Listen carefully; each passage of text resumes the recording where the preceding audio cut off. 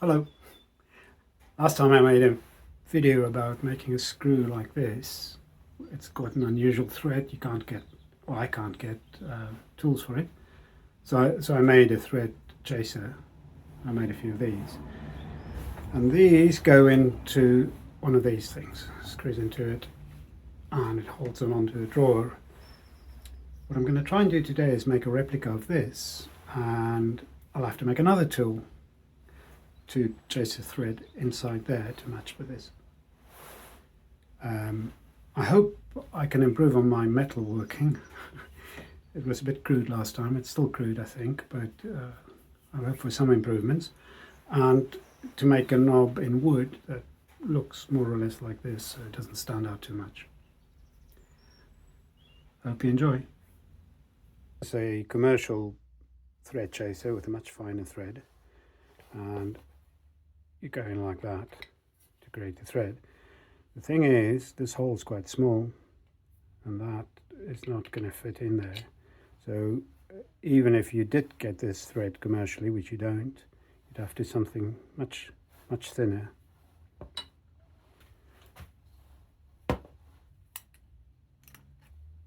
So that is about 10 mil. So it means when I drill the pilot hole for it, it'll be a 10 mil pilot hole. And it means that at the absolute most, this distance can be 10, but you'll need more really, because you have to go in, disengage, take it out. So 8, maybe even 7. So that's going to be an interesting. I bought this old chisel. I've got no idea how old it is, but it cost me £3. It'll be tool steel, so it'll have a decent amount of carbon in it, and I'm going to butcher it to make myself a thread chaser. And unlike last time, I'm going to anneal it first so that it's soft and I can work with it properly, and then go through the whole hardening process afterwards. Okay, the aim here is to get this thing to cherry red and then let it cool down on its own, and that would, in principle at least, get you a fairly soft metal that you can work with.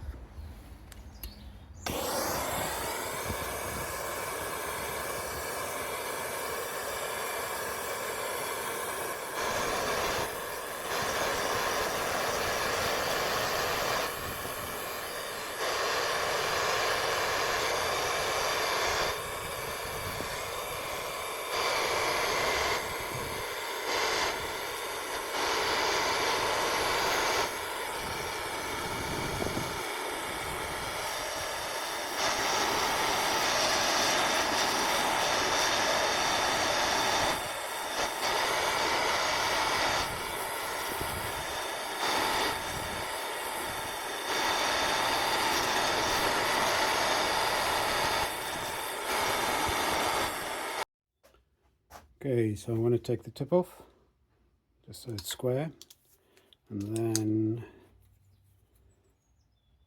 about there, I think, we want about that much. So this all needs to go.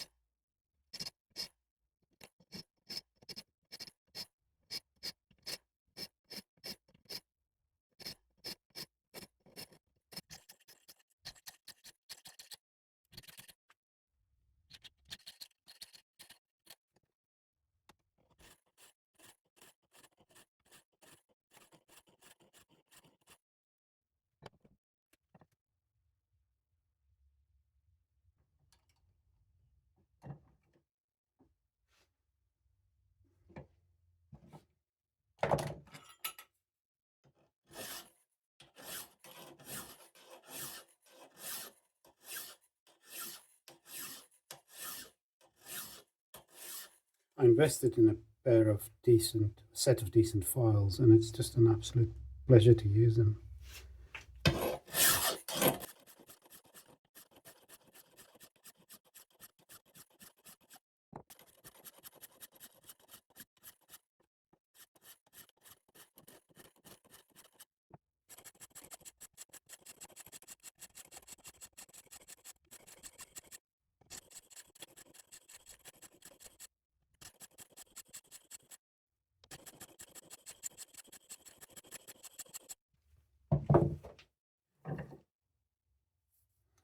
So the idea behind taking this out is that you can go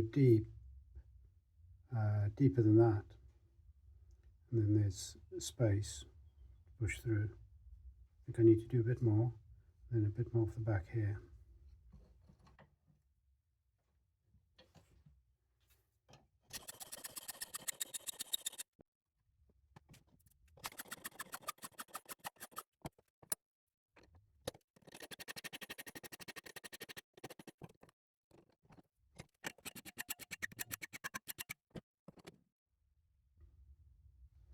Okay, the next step is I want to clean it so I can see the colours better. So just sand it with some emery paper.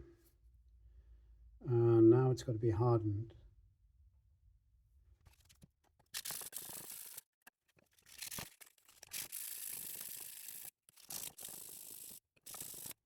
So in the trifecta of metalworking terms, we've had annealing, which is heating the steel up to a really high temperature and then letting it cool naturally, and then it's soft and easy to work with.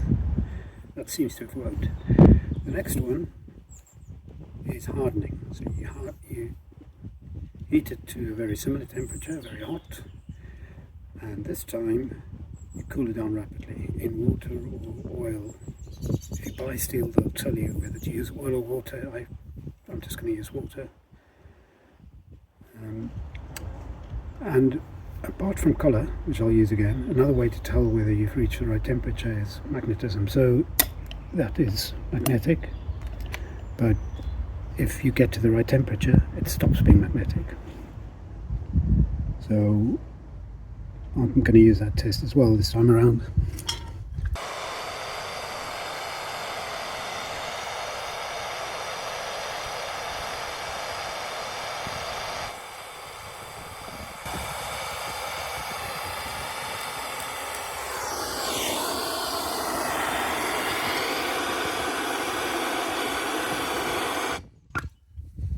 So that wasn't magnetic anymore at all.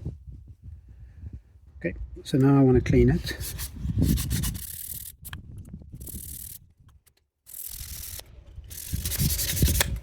I think this bit is quite hard to get right.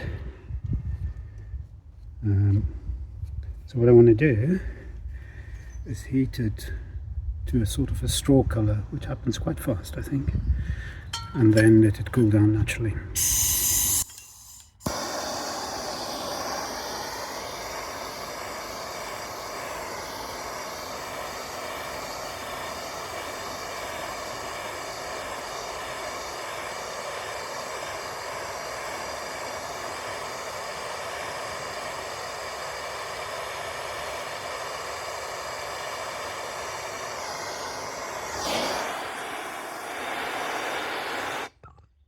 I might have overdone that already.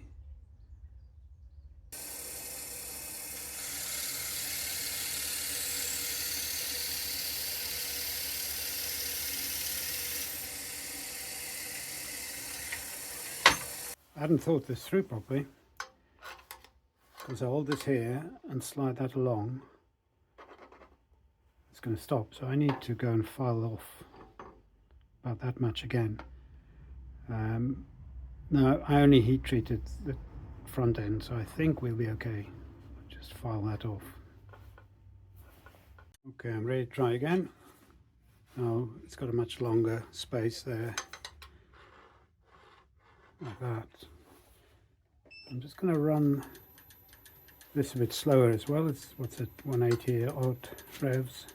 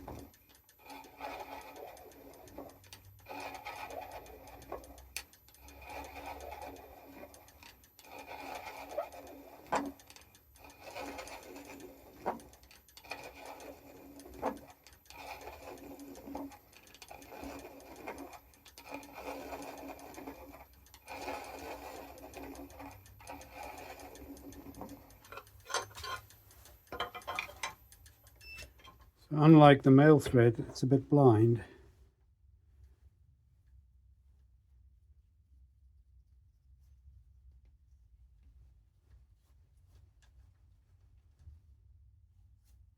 It's doing okay. And there's definitely scope for just taking out more.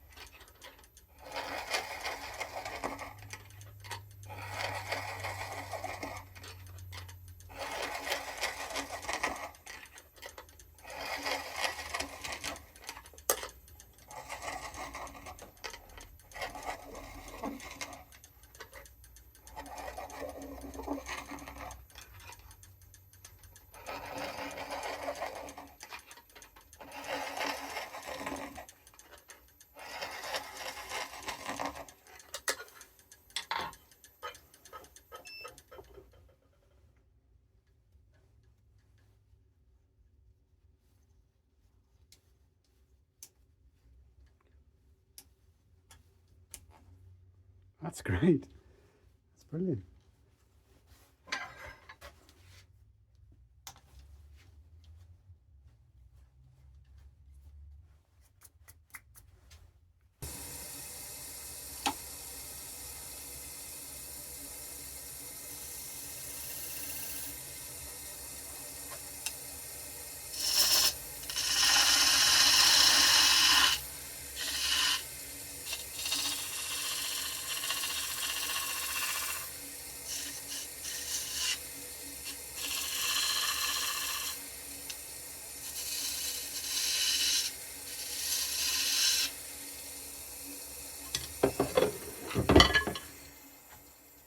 I know I've got more depth than I need, so I can have this, afford a 10 in this end.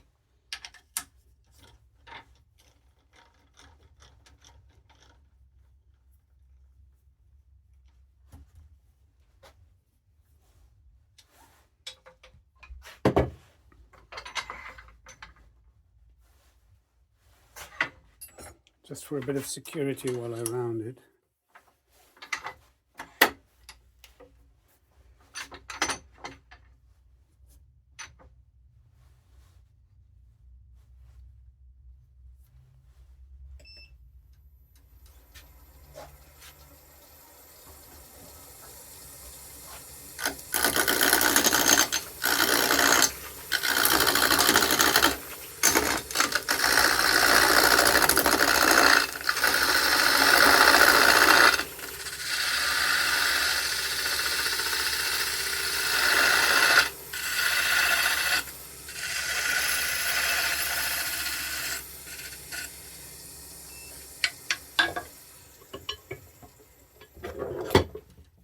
The total depth we want 40 mil. I don't want to sacrifice too much of the hole, so I think we go for there.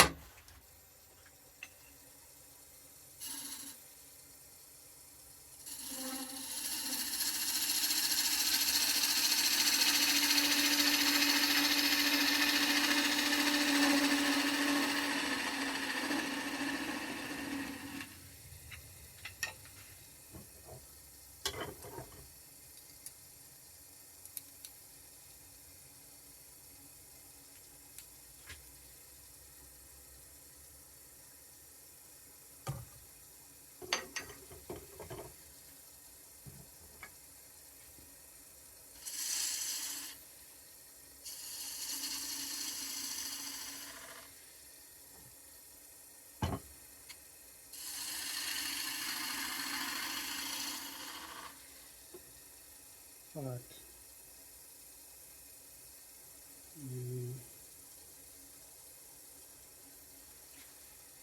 let's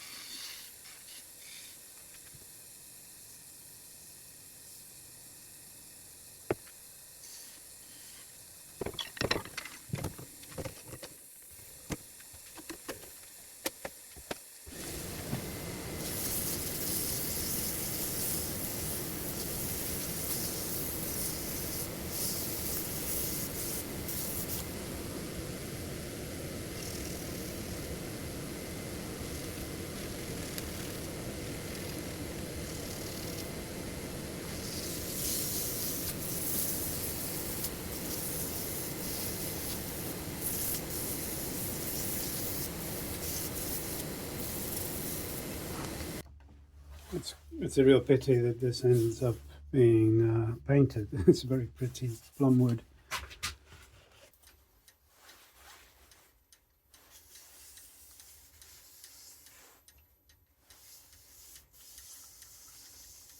I really want to get this as smooth as possible. It shouldn't look like wood when it's done.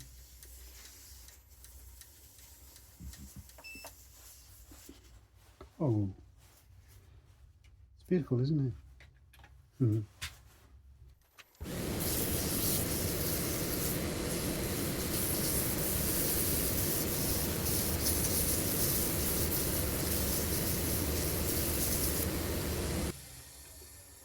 I just realized I forgot to check this dimension.